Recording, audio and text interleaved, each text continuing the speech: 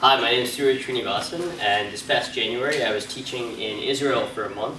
I was teaching robotics, so that involved starting off with Python, moving on to control systems, and then actually robotic operating systems. So the experience is quite unique because you actually learn not only communication skills that can help you throughout your life in a professional capacity, but also kind of in more personal and intimate capacities.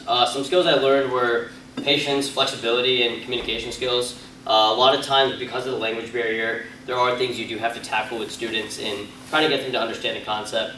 Other than that, as part of the program, travel is a big part. I was able to go all around the country of Israel, and I had Jordan as well to see one of the wonders of the world, Petra.